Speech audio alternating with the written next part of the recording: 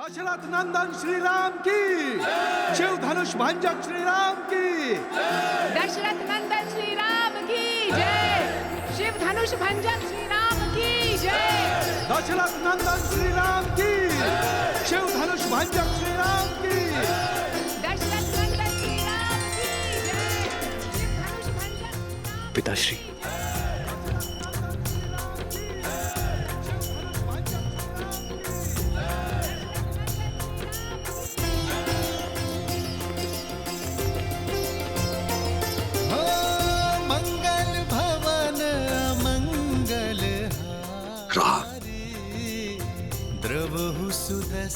अयोध्या से जब विदा ली थी तो पुत्र तुम दशरथ नंदन थे, और आज तुमसे यहां भेंट हो रही है तो मैं राम का पिता हूं। इतने कम दिनों में मेरा पुत्र इतना बड़ा हो गया।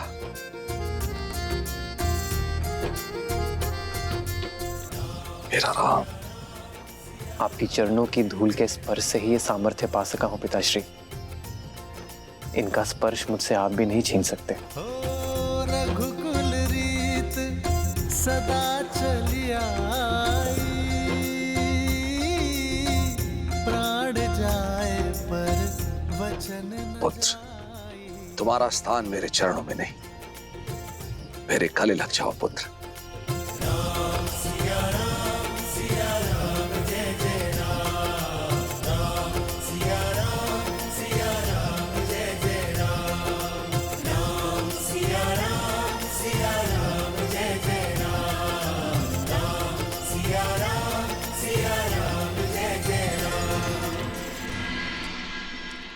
प्रणाम पिताश्री। पुत्र लक्ष्मण, आयुष्मान भव।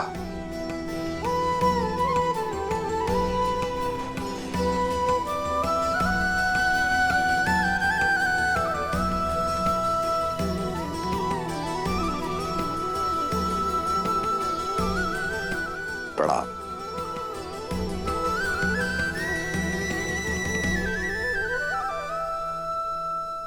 भूलोक पर कोई माया या दिव्य प्रदर्शन नहीं, अन्यथा हमारा भांडा फूट जाएगा और मेरा भोग छूट जाएगा। अब वेश परिवर्तन करें।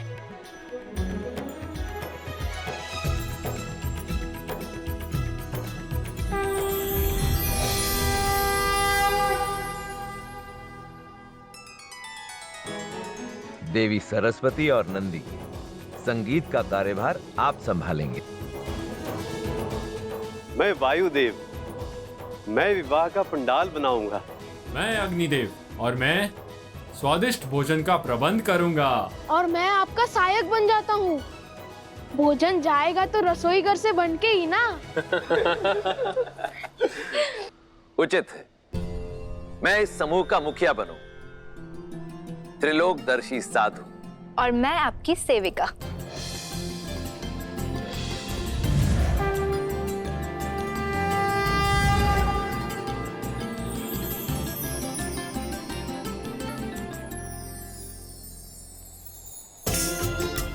चलिए, प्रस्थान करने का समय हो गया है।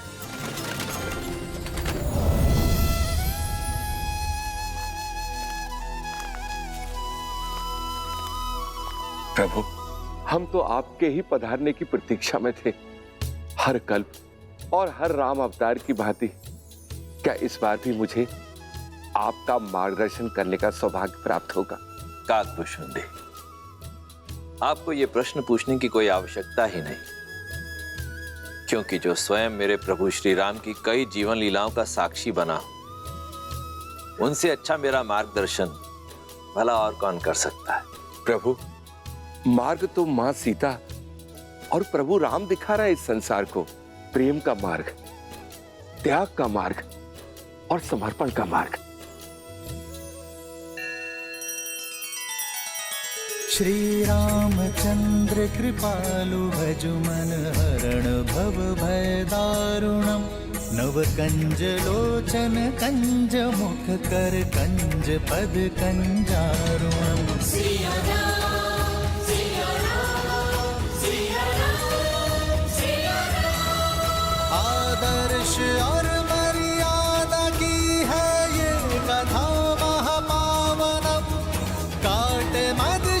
से मिला दे श्रीमद् रामायणम श्रीमद् रामायणम।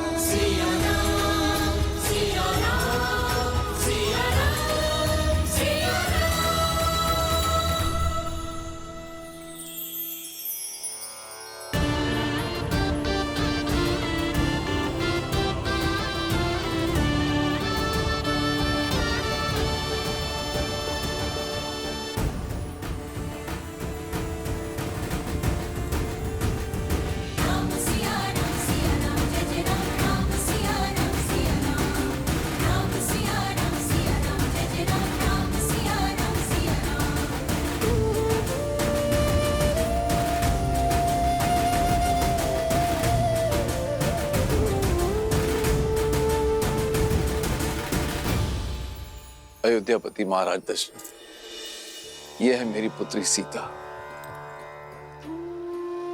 प्रणाम पिताश्री।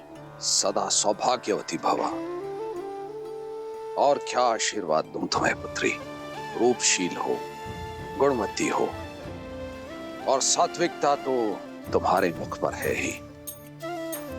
अपने तेज से अपनी अयोध्या को सदैव चमकाती रहना पुत्री।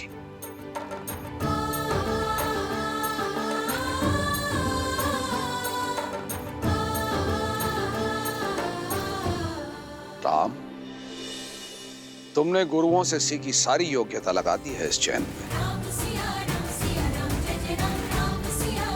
विराजी,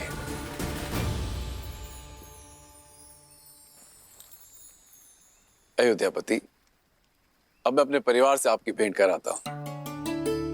सीता की माता से तो मिल ही चुके हैं आप। प्रणाम।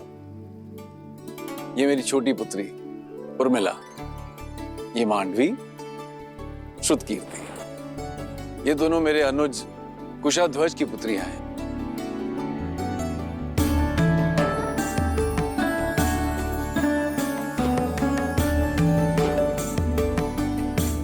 महाराज, यदि आपको कोई आपत्ति ना हो तो क्या मैं आपसे एक प्रश्न पूछ सकता हूं? आचार्य, आप श्री राम के गुरु हैं, आपको अनुमति की आवश्यकता नहीं है। पूछिए, क्या पूछना चाहते हैं आप? महाराज, आपके कुल की पुत्रियां अनुपम तेज युक्त है, किंतु आपको कभी पुत्र प्राप्ति की इच्छा नहीं हुई?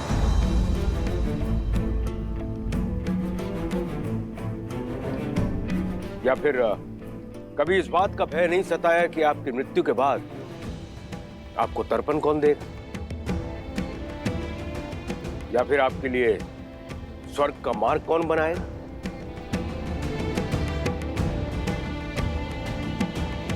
क्षमा चाहता हूं ऋषिवर, किंतु मैंने वेद, उपनिषद, स्मृतियों का गहन अध्ययन किया, किंतु कहीं भी ऐसा कोई उल्लेख नहीं है कि पुत्रियों का मान, उनका पद, उनके अधिकार किसी भी रूप में पुत्रों से कम या नीचे होते हैं। न मान में, न पद में, न ही अधिकार में।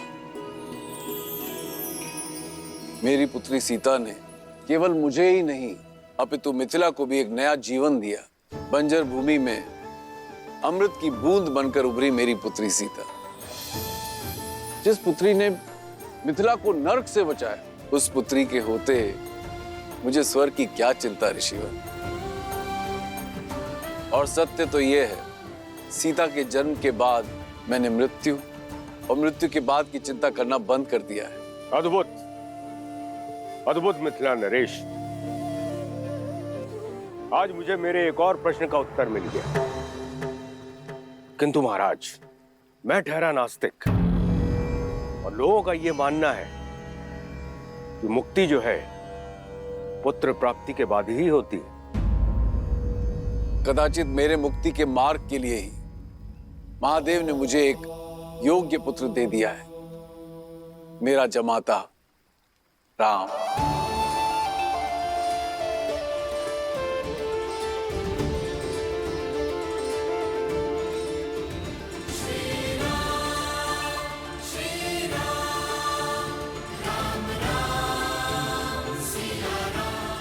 उचित कहा राजर्षि जनक।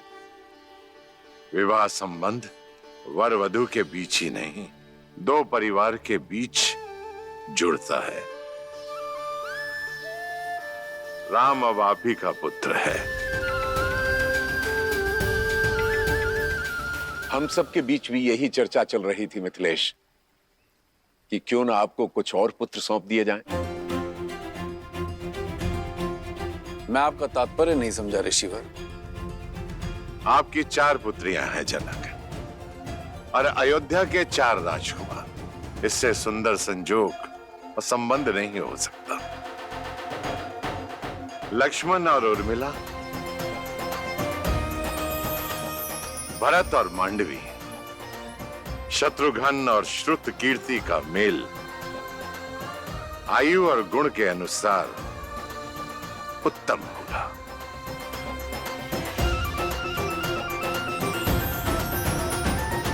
आपका क्या विचार है इस विषय में अयोध्यापति? ऋषिवर, इससे बड़ा सौभाग्य तो हो ही नहीं सकता, किंतु इसमें मिथिलापति का मत जानना भी अति आवश्यक है। मेरे कुल की 4 पुत्रियां सूर्य वंश के आंगन में जाएं, इससे बड़ा सौभाग्य मेरे लिए और क्या हो सकता है अयोध्यापति? मिथिला कुमारियों की अपने बहनों से बिछड़ने की चिंता भी समाप्त हो जाएगी, किंतु मिथिला में विवाह से पूर्व पुत्रियों का मन टटोलना अति आवश्यक होता है। अवश्य जनक, जिन्हें साथ रहना है उनका विचार जानना भी आवश्यक है। आप दोनों एकांत में अपनी संतानों से बात कर लीजिए। उचित है।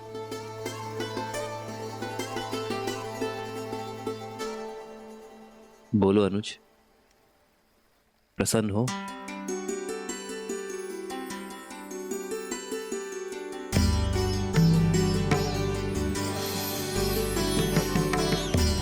कोई शंका तो नहीं है उर्मिला? पूजा आपने की दीदी, और फल मुझे भी मिल गया। और वैसे भी महादेव और माता गौरी के निर्णय पर कैसी शंका? सीता दीदी की पूजा का फल केवल उर्मिला दीदी को क्यों मिलेगा? हमें भी तो मिलना चाहिए ना, क्यों मानवी दीदी? कितनी बार निवेदन करूंगा भाई, अयोध्या से संबंधी पधारे हैं। कुमारी जानकी के विवाह तक कोई भीतर नहीं जा सकता। आप लोग के भोजन का प्रबंध उधर उस पंडाल में किया गया है।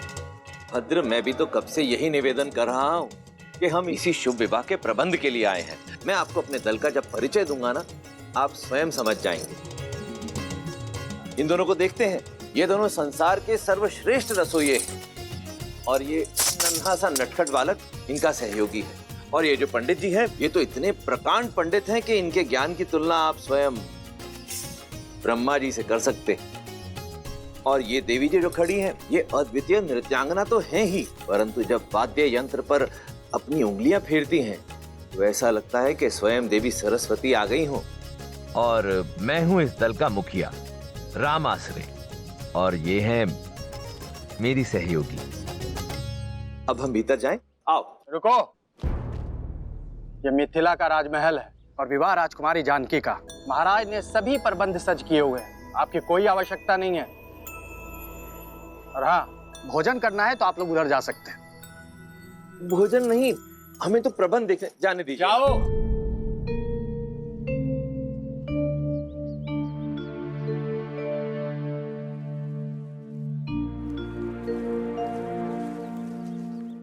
अब क्या करेंगे? प्रभु, मुझे आज्ञा दें। उचित है, आप जाइए। जी। मुझे भी आज्ञा दीजिए प्रभु। अब आपको किस बात की आज्ञा चाहिए? और कितनी देर प्रतीक्षा करें प्रभु? मैं अदृश्य बनकर वहां चला जाऊं? अदृश्य होना तो हमको भी आता है वायुदेव, पर दिव्य शक्ति प्रयोग नहीं करनी ना। गणेश, अदृश्य होकर बहना मेरा अधिकार है, और सबसे पहले भोग ग्रहण करना मेरा अधिकार है। चलूं पिताजी?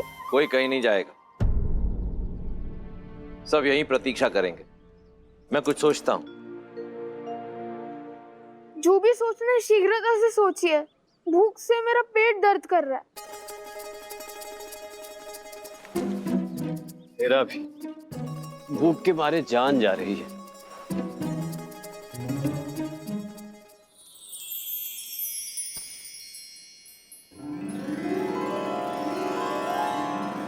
भूख से मुंह कुमला गया है पुत्र, ये लो खाओ। इस पे मेरा अधिकार है।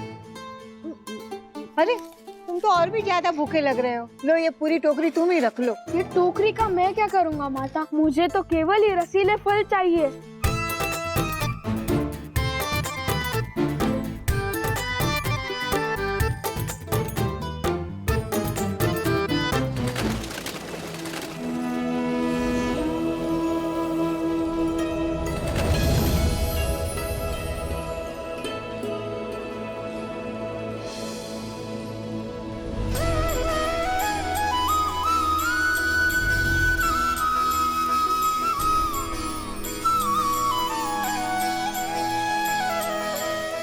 मिथिलापति, मेरे चारों पुत्र विवाह के लिए सज्ज हैं राजऋषि। मेरी पुत्रियां भी महाराज।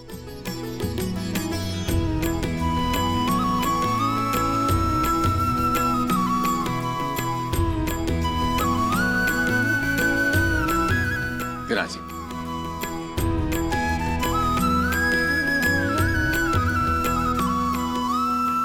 तो राजगुरु सतानंद, आज्ञा गुरु जी। तो विवाह की तिथि निकलवाई जाए।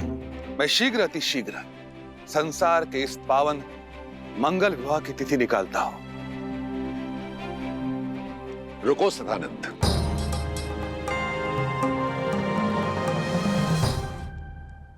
एक बहुत ही पहुंचे हुए त्रिकालदर्शी ज्ञानी महासंत हैं रामाश्रय। उनकी बताई तिथि में कण मात्र भी त्रुटि नहीं होती है। मेरे अनुरोध पर वे अपने समस्त शिष्यों के साथ यहां पधारे हुए हैं।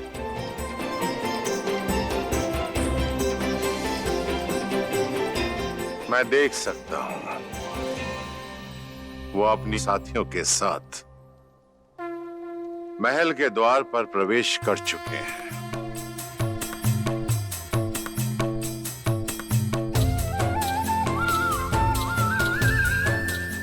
अद्भुत दृश्य है, अद्भुत। राम के विवाह की तिथि राम आश्रय निश्चित करेंगे। राम, जाओ जाकर उन्हें ससम्मान अंदर ले आओ। जी आचार्य। पुत्री सीता, उनके साथ उनकी एक सेविका और कुछ साथी भी हैं। उनका तुम स्वागत करो, मंगलमय होगा। जो आगे।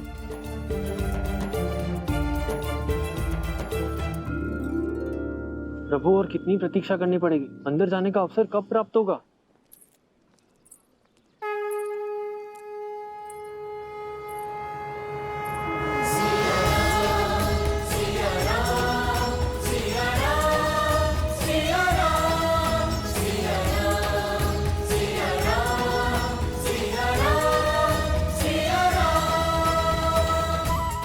हम सबकी प्रतीक्षा समाप्त, क्योंकि हम सबका स्वागत करने के लिए स्वयं नारायण और देवी लक्ष्मी पधार रहे। आदर्श और मर्यादा की है ये कथा महापावनम। काटे मद श्री से मिलाने श्रीमद् रामायणम, श्रीमद् रामायणम, श्रीमद् रामायणम।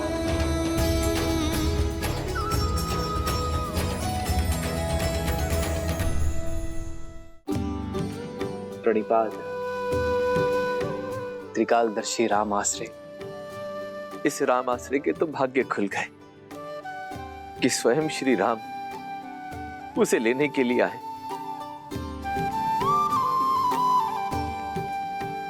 देवी गौरिका समेत आप सभी को सीता का प्रणाम।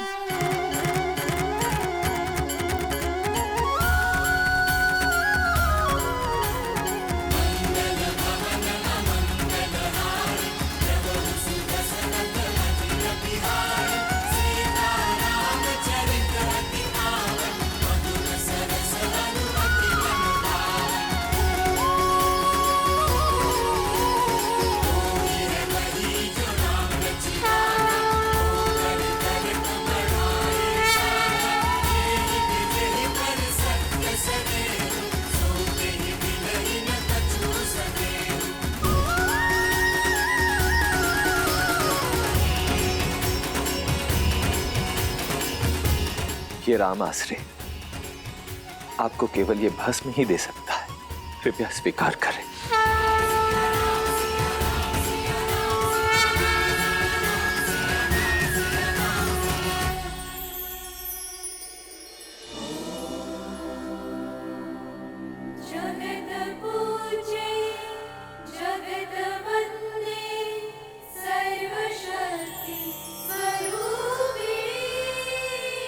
आइए।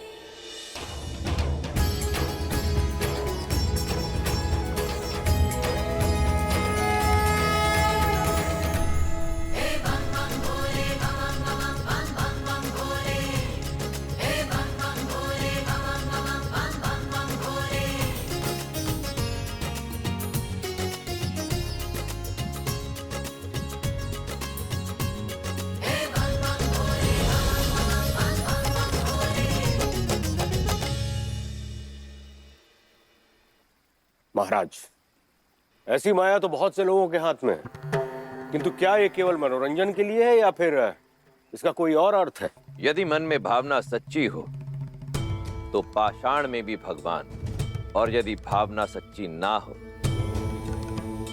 तो भगवान भी पाषाण है, भद्र जाबाली। परंतु आप तो नास्तिक हैं, इसलिए इस तथ्य से अनभिज्ञ हैं।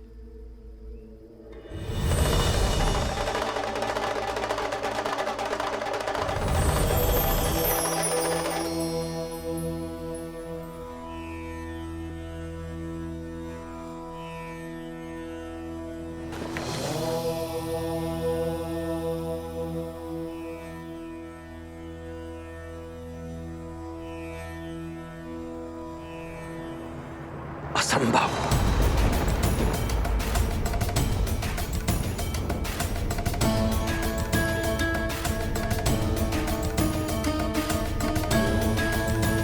कोई समस्या है महाशय?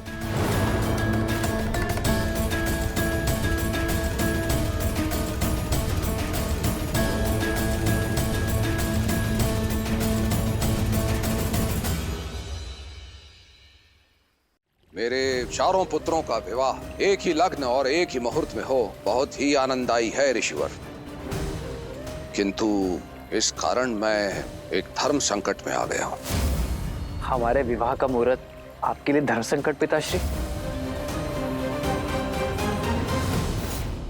श्रीमद् रामायण के सभी एपिसोड्स फ्री देखने के लिए हरिओम ऐप डाउनलोड करें एंड्रॉइड के प्ले स्टोर या iOS के ऐप स्टोर से, या हरिओम यूट्यूब चैनल सब्सक्राइब करें।